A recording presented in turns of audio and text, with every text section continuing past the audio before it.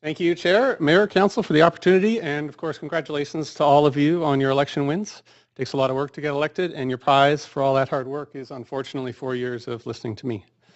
My name is Stuart Smith. I'm on the board of Abundant Housing Vancouver. We're a nonprofit, self-funded, all-volunteer, non-partisan organization. We believe that housing is a human right, and we believe that housing in every neighborhood in Metro can and should be affordable, and most importantly, available to all.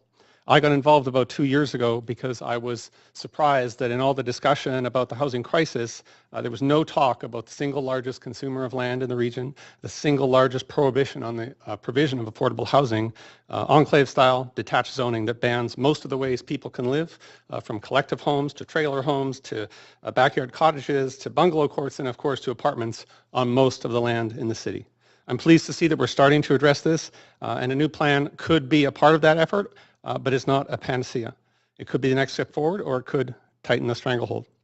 When we hear the word planning, an image is conjured up of well-dressed, well-educated, well-meaning professionals, such as Mr. Kelly, carefully preparing for our future needs. However, the last 90 years of planning, starting with Bartholomew's plan, which is referenced in the motion, should disabuse us of this notion. Planning is not neutral, planning is not scientific, and planning is not democratic. Bartholomew's vision was not a vision of abundance, it was not a vision of housing as a human right, and he did not believe in affordable housing. In Bartholomew's plan, affordable housing was called a slum or blight, and the solution was the bulldozer. Bartholomew's stated goal in cities across North America, including Vancouver, was to exclude the racialized and the marginalized, to build invisible zoning walls around most of the land to ensure that those who could afford the most expensive housing would be undisturbed by those who could not. So if we are going to write a new city plan, if we're going to replace Bartholomew's plan, our number one goal should be, as Joey suggested, couching this in terms of human rights and redressing the historical planning injustices. So for example, the destruction of Hogan's Alley, and a plan that makes enough room for people to come back, not just the people who are here. And a plan that ensures housing will never again be scarce or expensive, and a plan that ensures the next 90 years of Vancouver's growth happens in the areas of the city that have had the lowest density and the highest incomes rather than the other way around.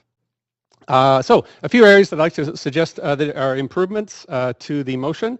The motion asks staff to consider a few specific points, such as climate change. I think that's great, but I think that if we only consider climate change in the context of housing or housing development, we're missing an important part of the picture. If that's all we consider, well, we just don't build a housing, and we say that, hey, that guy driving in from Fort Langley, he's not a resident, and therefore his carbon emissions don't count. Success.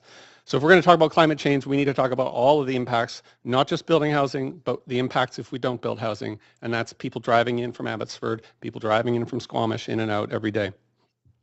I really think this plan should be rooted in minimum or ideally zero displacement, and unfortunately that's not mentioned in the motion.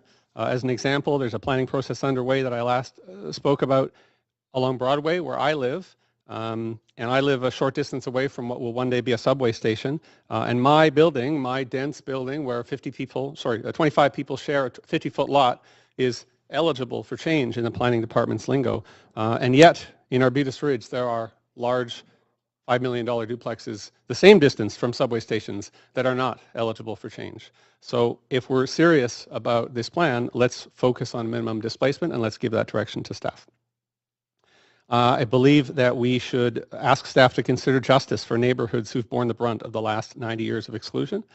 I believe staff should be tasked with talking about availability and not just affordability. A house that does not exist is not affordable. And finally, as I mentioned earlier, we need to make room for the people who left. My brother left to go to Kamloops, and he would desperately like to return, but there is no housing for him. So I hope that a plan will find a way to bring him back. There's been some comments about neighborhood planning offices and interaction with the neighbors. I would like to remind us that neighborhoods are not islands. We cannot hand planning power to one neighborhood and pretend that the effects of their decisions will remain confined to that neighborhood. The people who suffer so that Shaughnessy can remain pure are the people in Chinatown. The people who pay the price to keep Dunbar rural will be the people in Mount Pleasant. People with the least housing, people with the least security of tenure, and people with no housing should determine the future of Shaughnessy, not the people who live in Shaughnessy.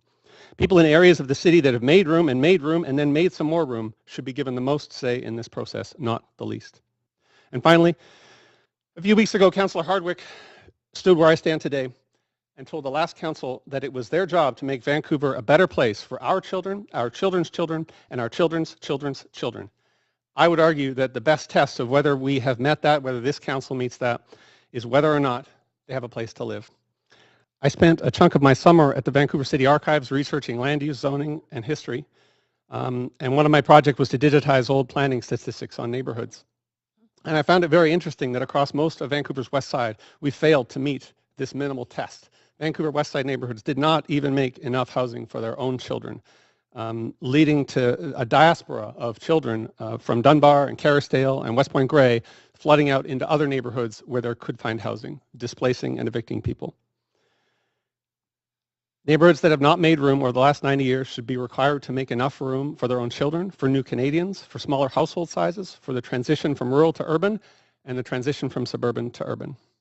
To conclude, a just plan that prioritizes the voices of renters, the voices of the homeless, the voices of the housing insecure could represent a real turning point. I would urge you to rewrite or amend this motion through a lens of spatial justice and spatial equity so that these concerns are front and center for staff when they begin their work. Thank you. Thank you very much, Mr. Smith. I see no questions, so thank you.